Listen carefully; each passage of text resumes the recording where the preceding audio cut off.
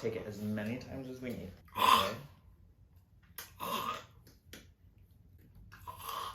Okay.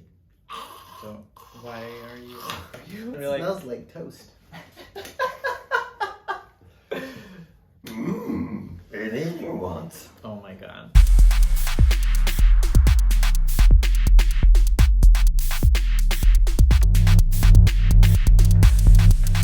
Reading is fundamental. Reading is fundamental. Reading is fundamental. Reading is fundamental. Reading is fundamental. Welcome to the Reading is Fundamental podcast, or if you're seeing this on YouTube, our premiere YouTube episode. I'm Stephen Ferris, also known as Blue Bailey. And I'm Jake Newsom, also known as Dextra. This is the podcast where we talk about and break down legal issues in and related to the entertainment industry. Why? Because we're attorneys. And you're not. Well, most likely you're not. We created this podcast and YouTube channel with the intention of helping independent content creators who may not have access to legal services and understand complex legal ideas. And we created this podcast as a way for entertainers to understand what's going on as they approach the legal situations in their careers. And all of this is going to be done through the lens of our lives, our gayness, our sex positivity, our radical acceptance, and our love of drag races, which is what you just mentioned. So that's why this is called Reading is Fundamental, because you need to read your damn contracts. Your contracts, your terms of service, your privacy policies, anything that relates to you as a content creator. You gotta read, bitch. But before we do that, we have a little legal disclaimer to give you. And now, a warning. The information on this podcast is for general information purposes only. Nothing in this podcast should be taken as legal advice for any individual case or situation. This information is not intended to create, and receipt or listening does not constitute an attorney-client relationship. Sorry. I am a California licensed attorney, and I founded the law office of Stephen Ferris with an emphasis on independent content creators. And I wanted to do this podcast and this project with Jake, one, as a way to kind of keep us sharp on different entertainment topics, but two, raise awareness and education around different issues in entertainment law and media law. I'm Jake. I'm also a California licensed attorney. I have a prior life as a choral musician and otherwise gig musician, but ended up going to law school. I ended up doing corporate law, so I work in-house now, but I definitely want to do this to get back into the entertainment space and to talk about the issues that I love. Jake and I met 7 years ago in law school at UC Hastings, and Jake actually was my introduction to RuPaul's Drag Race, which I am now an avid fan. Thank you. You're welcome. On our podcast, we talked about obscenity and censorship through sex trafficking statutes, namely SESTA FOSTA. Stefan, why don't you give us a recap? So, SESTA FOSTA puts a crack into Section 230 of the Communications Decency Act, which provides a safe harbor or immunity to platforms for user-generated content. More specifically, it provides liability for facilitating or promoting sex trafficking. And some state statutes omit the element of force or coercion in what we consider to be sex trafficking, which now makes the definition of sex trafficking encompass most commercial online sexual activity. And if platforms don't get rid of sexual content outright, these limitations will trickle down into their terms of service, which ultimately is the contract that governs how you use their website and what you can and cannot post. And if you're a creator who produces adult entertainment, it's vital to understand what you can and cannot produce. So today, we are specifically talking about 1, the OnlyFans and Pornhub drama, 2, new burdens on the adult platforms put in place by MasterCard, and 3, what documents a creator needs to be compliant. And if you stick around towards the end of the video, we interview JustFor.Fans CEO Dominic Ford for his practical experience of the new MasterCard changes and what these terms of service means. I really enjoyed our chat with Dominic, but before we do that, let's hear a word from our sponsors. Surprise! It's our first episode and we don't have any sponsors yet, but if you're interested in being a sponsor of the Reading is Fundamental podcast, you can reach us at readingisfundamentalpodcast@gmail.com. Like we said, this episode is going to be talking first about the OnlyFans and Pornhub drama, so spill the tea, sis. So SESTA FOSTA passed in 2018, and we immediately saw the loss of the Craigslist Personals website, as well as a few other online platforms.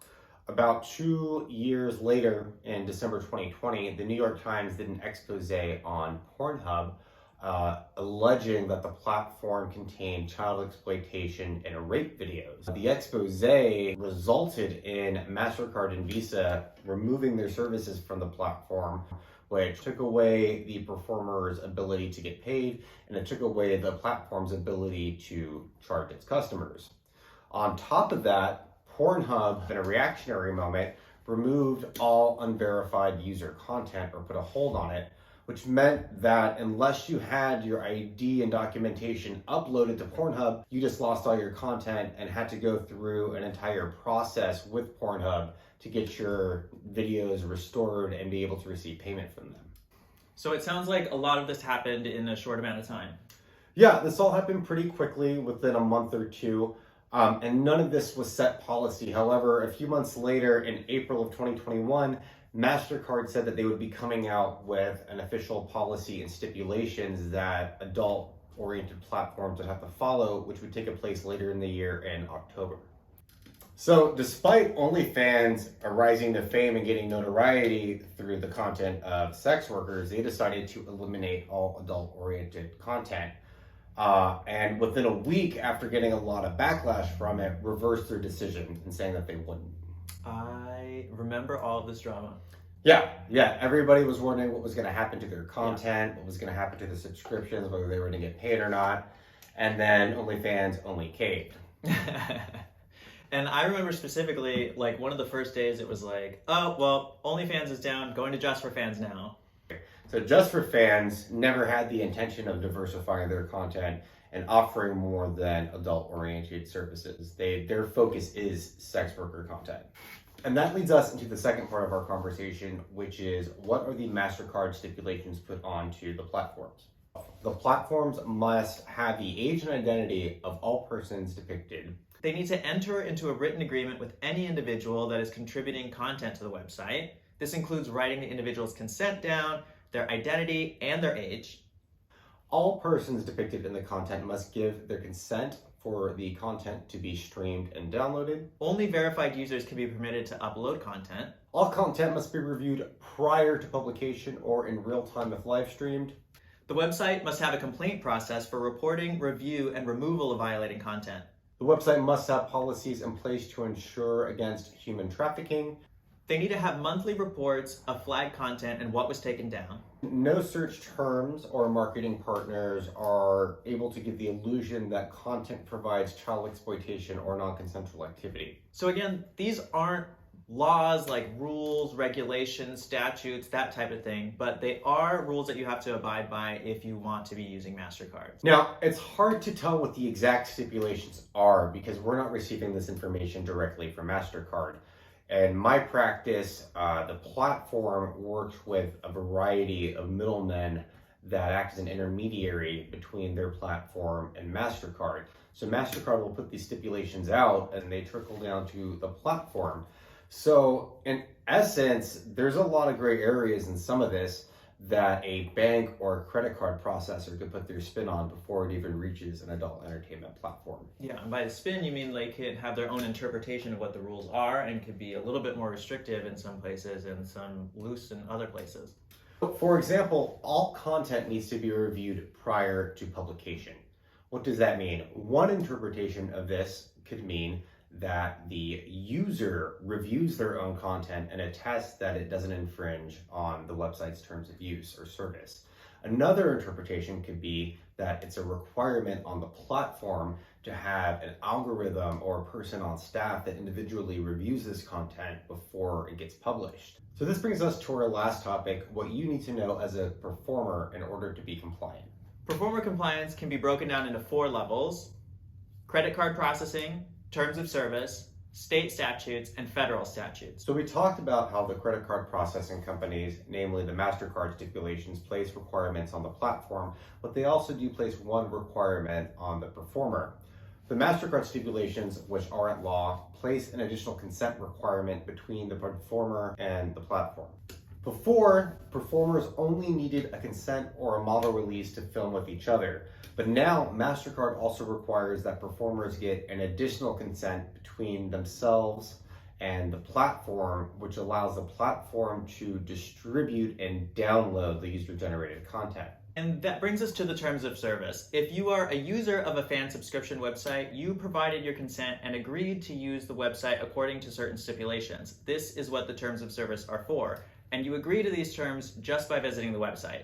Like the MasterCard rules, the terms of service aren't a legal statute, but they are a legal agreement between the website host and the user. They are the private law that detail how the company expects you to interact with the site.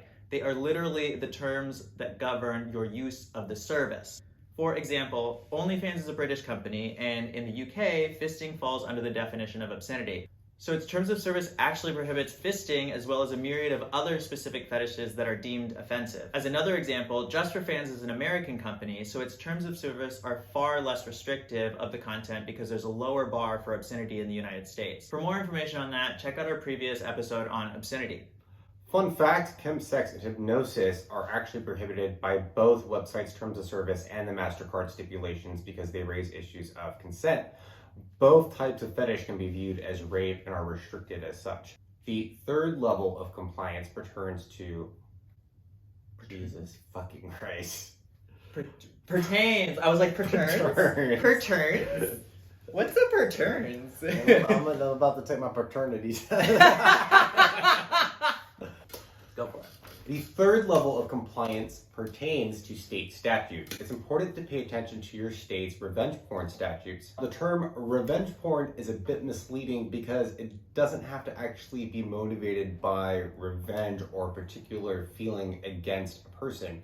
Revenge porn basically is non-consensual porn, and that's any time that a video is uploaded of someone else without their explicit consent. And currently, 48 states and the District of Columbia have revenge porn laws. In California, the first offense is a misdemeanor with a penalty up to 6 months in jail and a $1,000 fine, with the second offense being up to 1 year in jail with a $2,000 fine. This is only really considering traditional expressions of sex. When you add BDSM in, it further complicates things because BDSM can implicate assault or battery. And like how sex trafficking doesn't include elements of fraud or coercion, assault and battery charges don't include elements of consent. So you could have two adults consenting to BDSM practice, and one of them, the dom, can still be liable for assault or battery because they would not even consider whether consent is part of the process. So if you look to videos that feature BDSM, you always see before interview and exit interview that walks the model through what they're doing, explains that the model is consenting to the BDSM activity, and then afterward confirms all of these things, because even though they may have consented in writing, you'll have another level of consent on camera. And while I just said that none of the consent matters, at the end of the day, when you're in front of a jury, you have this footage that shows that your model was there consensually both before and after. It will only help your case. Yeah. I remember you writing about that while we were in law school, and it blew my mind because I was like, oh, I didn't realize that in the assault and battery statute, there's no mention of consent at all. So if you are flogging somebody, whipping somebody, any other kind of thing, it is technically battery under the law. 2257 requires the producers of pornography to 1, verify that each performer is of age, and 2, keep a record of the model's name and age. Now, the producers are required to disclose the location of these records, and under the law, all records are subject to inspection. So producers must keep these age and identity records for 7 years and maintain these records for 5 years even after the company goes out of business.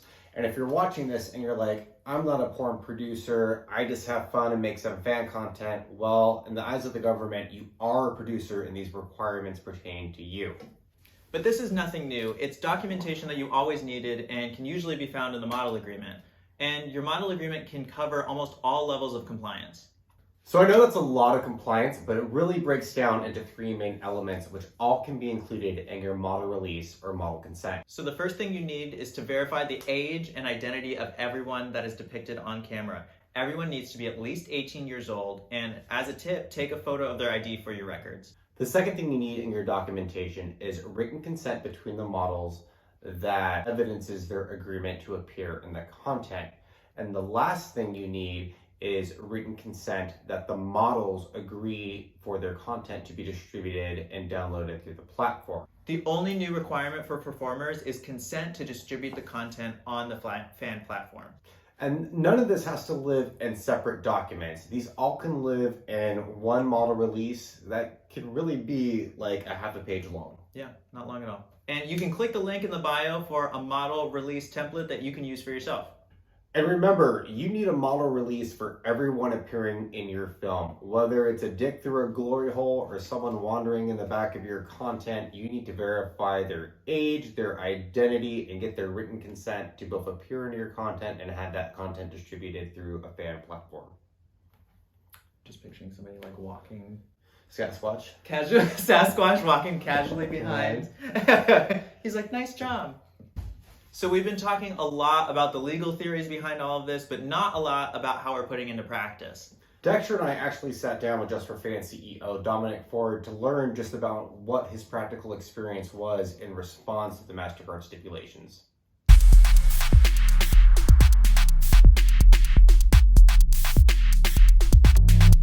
Hi, Dominic. Welcome to Reading is Fundamental YouTube and podcast episode. Thank you for being here today. Can you tell us a little bit about yourself and give us the Dominic Ford origin story? Sure. Thanks for having me. It's nice to be here. I started a gay porn studio called DominikSfor.Fans.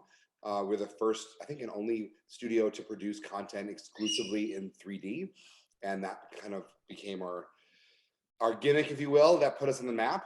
I started PornGuardian.com. It's a tech company where studios like Dominic Ford would hire PornGuardian to search for and get removed the illegal versions of content that are on tube sites and torrent sites. And I started JustFor.Fans, which is now the #2 fan platform in the world.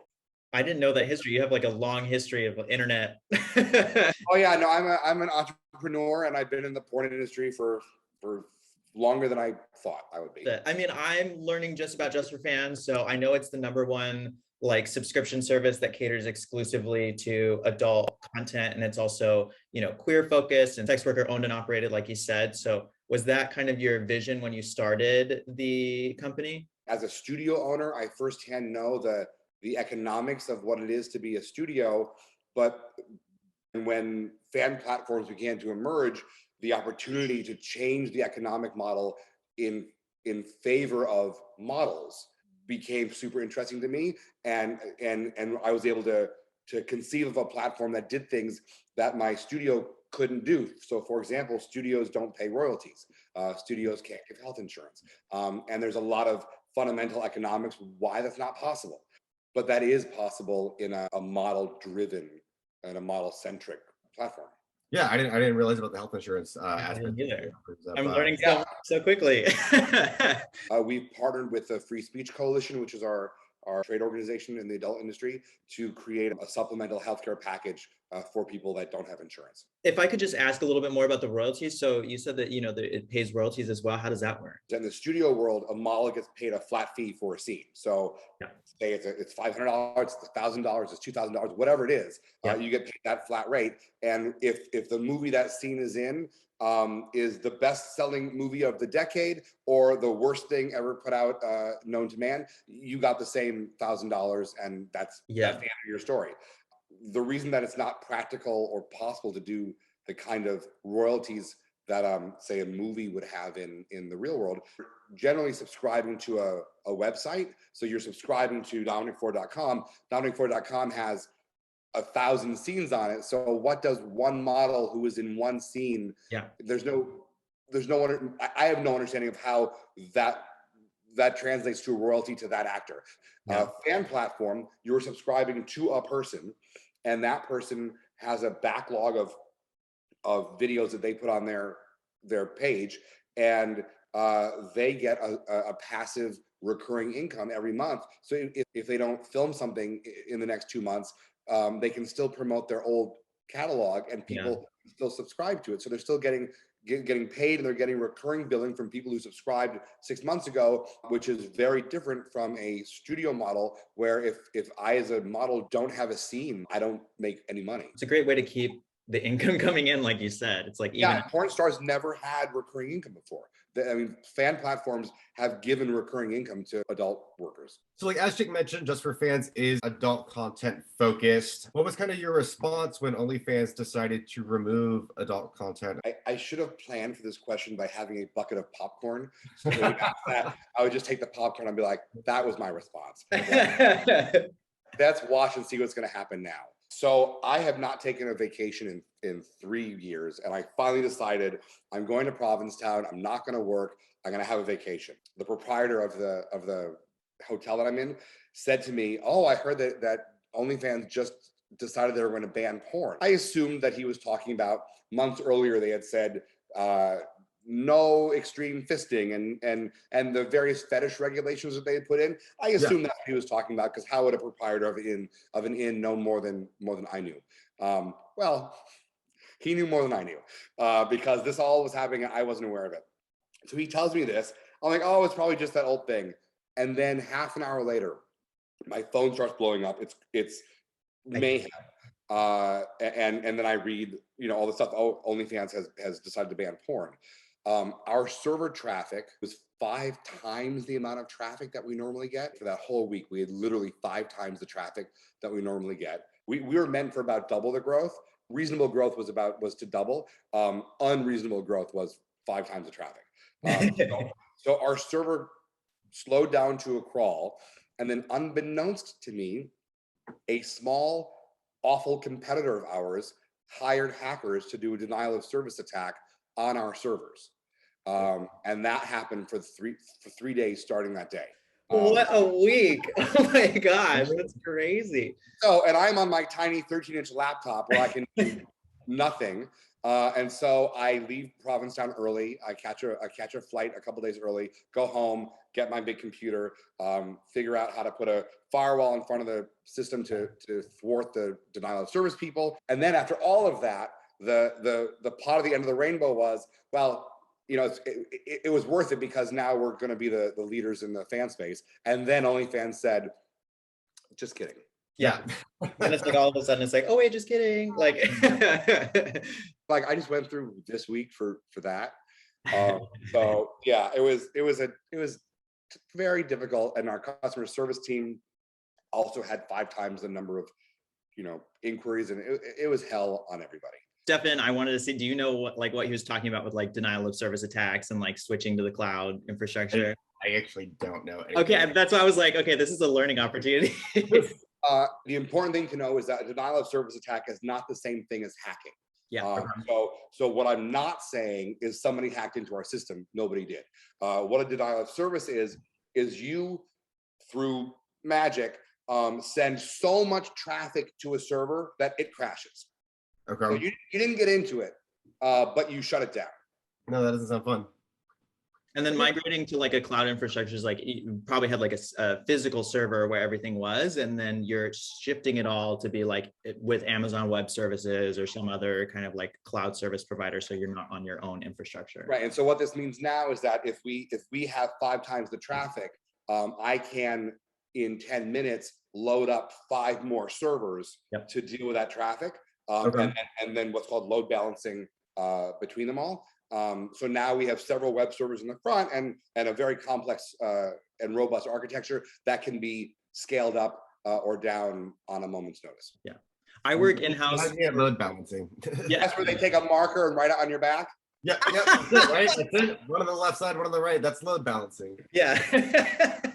But I wanted to go back and talk about something you had mentioned really briefly about how OnlyFans was like, oh no, like fisting, or like no, this type of content. And I know that they've always, at least in their terms of service, kind of been biased against that type of performance, or, just queer people in general. What values, I guess, are important for Just for Fans in terms of allowing that queer and kink content on the site? The law says incest is illegal. The credit card companies say what we find, well, I'll say outrageous, there's another word that I'm that's escaping me. And so things like scat or pissing on somebody, these are not illegal ideas. They are ideas that credit card company has deemed unacceptable. So there's those two layers, and then there's us, and by us I mean the person running the website. Do I want to have certain things on my site? Yeah. We want everyone to have freedom of expression to the extent that it does not hurt anybody else. But other than being it illegal or disallowed by our credit card companies, we're pretty much fine with it. OnlyFans seemingly, and I'm not in their world, seemingly has taken a different tactic to say, beyond what these two external sources say, here are things that we don't want on our site. Yeah. Those things seem to include extreme fisting, whatever that means, and other fetishes that, as you say, seem clearly targeted at the queer, at their queer models and not at their straight models. And again, I'm afraid to say things like that, but it certainly appears that way. Yeah, I think that's something that we kind of just gleaned ourselves as like going through the content and be like, hey, this is actually kind of like unfair, or like kind of targeting, like you said, like queer, artists and things like that. And I like that you talked about how there's multi-levels about how, things are regulated. So it's like, of course, there's like, federal statutes and maybe even like state regulations or something like that. And then the credit card companies, and then the platform. It's my understanding that there's a middleman, and you're not necessarily working directly with MasterCard. You're working with credit card processors, and there's not like 100% transparency, like kind of you pointed out, like what is extreme fisting. So when you have questions like that, like trying to determine what a credit card company wants, like how do you navigate kind of like a gray area of compliance to make sure that you're not doing anything that makes your platform liable? Right. So we do not interact with MasterCard or Visa. You're 100% correct with that. But there are at least 2 levels or 3 levels in between us and MasterCard. And those are MasterCard, what's called the acquiring bank, which is the bank that receives the money from the charged card. And then there's the gateway. The gateway is a technology layer, which is another company that actually processes the card. Okay. And then either there's a management company after that or us directly. So we work with 4 or 5 banks, and we work with multiple gateways. And so there's lots of people coming down to this level of, how do I make sure I'm in regulation with what the credit cards are saying? And so now we have 2 or 3 interpretations of MasterCard via 2 or 3 levels. And this becomes incredibly complex to try to navigate. Are you able to ever just like pick up the phone and call MasterCard directly and be like, hey, what exactly like does this mean? No. And do the banks and the gateways, do they also get, I guess they get to make up their own rules by interpretation, but do they have their own set of house rules? Like, do they also look at your content? Yeah. Wow. I didn't know that. It's my understanding that it's the acquiring banks have their own level of what's acceptable and not acceptable for content. If we're assuming that when they ban extreme fisting, that's just OnlyFans doing that, that's not a higher up. But assume for a second that we're allowing anything and we're not putting any mandates ourselves. There are sites who put no mandates in themselves who accept different things, but they all accept MasterCard. So it can't be a MasterCard rule if 2 people are doing things different ways. The difference is the acquiring banks. And when you say that they like look at your content and say what's acceptable or not, what does that mean? Like, do they actually scour the site and see? 100%. The credit cards have an automated system that scans text, videos, and photos. Credit card companies all require us to give them logins to the sites. And so they do have physical people who go in and spot check and look. That's so crazy. all levels of this chain have that ability. Yeah.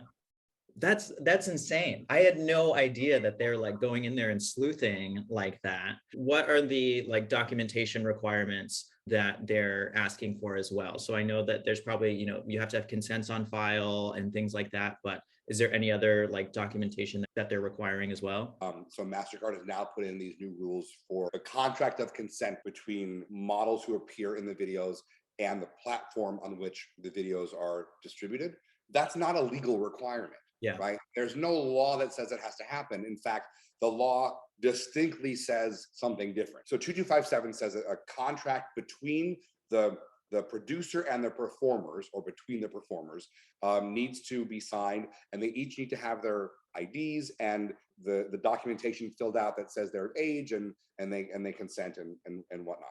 And so a producer of content can either be like a studio, or in this world of fan world, it's the model filming and uploading the content, and perhaps that they're joint producers if now people co-own the content. The law says the producer needs to keep that material. JustFor.Fans is the platform, or not the producer. We say to our models, you need to do this to be compliant with the law, and if the law comes after you, you are culpable of having this. The platform is not. We give them the ability to upload it to the platform if they want us to store it for them. Now enter MasterCard. MasterCard says this is not enough. Separately from this 2257 thing, which we don't care about, Yeah. We want a contract between each model and the platform itself that says, dear platform, I'm of age, I know I'm being filmed, and your platform specifically is allowed to distribute and sell this content on my behalf or on behalf of the producer. This is an entirely new ballgame because it was never a legal requirement before. I mean, how are you dealing with that? Like, what does that look like? I mean, who drafted the contract? How is that, like, being distributed? So here's another thing. These are right now specifically MasterCard rules that were being disseminated to the acquiring banks, and the acquiring banks make their take on it and then send it to us. And I can point you to 2 or 3 articles by very well-known and established adult industry players that read these rules in completely opposite ways. Can I call MasterCard for clarification? No, I can't. So we built a consent center. We launched it a full month to the day before the MasterCard rules took place. Those rules took place October 15th. We very purposefully launched this September 15th. And we did a whole series of webinars and educational things to not scare people. All models are required to sign a blanket consent form. So if you're a model on the site, you've already consented, and I can just tag you and say you're in this movie. If you're not a model on the site, I can give the site your phone number or your email address, and the site either texts or emails you and says, click this link to fill out a consent form. It's just a couple check boxes. I'm over 18, I consent to being filmed, I consent to JustFor.Fans distributing this on my behalf. If you're not in the system, there's a verification process where it goes to take your ID so we can verify your age, and that's it. This fulfills the requirements of MasterCard because now we have everything that we need. If the government still wants to ask you for 2257s, like that's a separate process that you have to do. But at least we built this thing to make it super, super, super simple. I'm impressed. That's amazing. And you built that all yourself. Amazing. I build everything myself. In regards to the 2257, that's not anything new. Like, performers always had to have that. And we've only really touched on MasterCard, which I think is the only company that has come up with stipulations. Do you foresee the other credit card companies stepping in and putting on new requirements? Do you think this is just the first wave of changes and that there's more to come? I think that this is what the tea leaves are saying. Visa is typically in lockstep with MasterCard. If MasterCard puts down a rule, then Visa will follow suit very, very quickly. And we all kind of expected that at some point in October, before the 15th, Visa would say, us too. They didn't. I think that MasterCard hit a lot of pushback that they were not anticipating. The ACLU got involved, calling out MasterCard for unfair practices with this. I don't think that the credit card industry thought that this would be pushed back because they were sold a bill from the religious right, from NCOSE, that this is about child porn and sex trafficking, and no one's gonna look twice at this because it just intuitively makes sense. It doesn't. And the fact that Visa hasn't followed suit speaks a lot to me. So you don't necessarily even think that Visa's taking like a moral stance. You're just trying to, like, they're waiting to see which way the wind's going to blow on this pretty much. Yeah, I think they're just covering their ass right now and waiting. If they were to take a moral stance, then there's a lot of things they could have done years ago. That they didn't do. So do you think that these burdens or stipulations place a burden on queer and kinky expression or just queer and kinky business owners that may not have the resources to kind of keep up with all the regulations and the paperwork required? If you're in this industry, like, it is your responsibility to understand how to be in this industry. I mean, we do all these educational panels from models who don't know what a 2257 is. If you're producing porn, learn the world around you. You need to know these things. And so we try to be sensitive to that and educate people. We've had a webinar with my lawyer to do a whole legal webinar for our models. So we're doing our best to educate. Any chance kicking MasterCard or Visa in the butt and going on cryptocurrencies? We use cryptocurrency in two different ways. We have for the entire existence of our site. We accept crypto in many different formats, and we pay out models who would rather get paid in crypto. We have the ability to limit model accounts to only accept crypto and not credit cards. Okay. So if you were like, you know what, just set my account so that I never have to hear about credit cards again, we can do that in an instant. Is that a good idea? No. The porn industry revenues are largely based on recurring subscriptions. This is possible because the platform, can charge a credit card. I can pull money from an account. Crypto doesn't have a pull mechanism. So I have a crypto account and I can pay you. I can push money to you. You can't pull money from me. So there's no idea of recurring subscriptions. That alone would cut half of revenue for a model. Are we working around that in ways that I think are smart? Yes. You can bank money on the site via crypto. So I can send $25 to deposit into my JustFor.Fans account. And now that $25 I use on the site to spend. The minimum that you can send is like, I think 30. So we are trying to get that 3 or 4 months of revenue in your bank. And if you haven't replenished your bank, then we're done. So it makes the problem slightly better, but doesn't solve it. Well, you've talked to us about, the craziness that you had in Provincetown, and then like the back and forth, the migration that you've had, this consent center that you just built. What's on the horizon for JustFor.Fans? What's in the future? So much. So feeling very badly for my customer service team and needing to make sure that they know how much I appreciate them. I took them all to Disney World. We had a weekend in Disney World, drinking around the world at Epcot, and it was fun. Followed by a brainstorming day of what else could the site do. We just launched last week playlists, which came out of that meeting. So playlists are a way for a model to curate a number of videos and say, here's my playlist where I use a toy, whatever it is. Users now can look at curated sets of videos. Users can create their own playlists that span across multiple models. And I can even share those lists with others. And if you're subscribed to those users, you see the videos. And if you're not, you see the previews. And there's a link beneath them with all the models so that if there's somebody I don't know, I can click and see their page. It's just like another cool way to get engagement. One of our big competitive advantages versus OnlyFans, for example, is that OnlyFans, you need a link into the model and that's all you see. Our models attribute at least 30% of their sales to internal traffic. Once somebody's in our world, here are other models that you might be interested in various ways. And so this is one more way to introduce users to people they may not know to increase their share of wallet.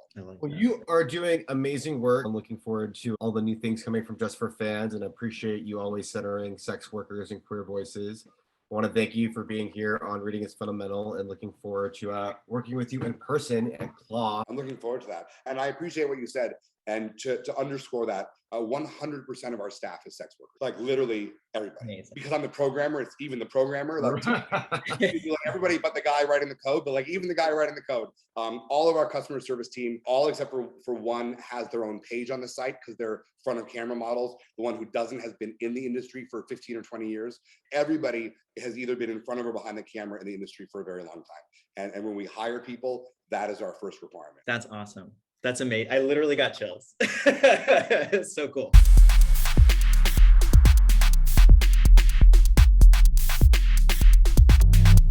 I loved our conversation with Dominic. Like we said, we talked so much about the theory behind the law and think that the requirements could be so clean cut. But when you have to put it into practice, it's so much more complicated and nuanced. It will be interesting to see if Visa follows with more stipulations or if they'll set the tone for something new.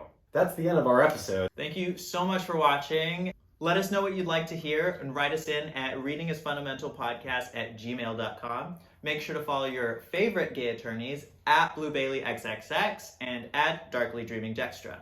And check out Reading is Fundamental on all social medias, including Facebook, Instagram, and your favorite, YouTube. Because reading is what? Necessary to understanding the terms, conditions, expectations, and obligations of your agreements.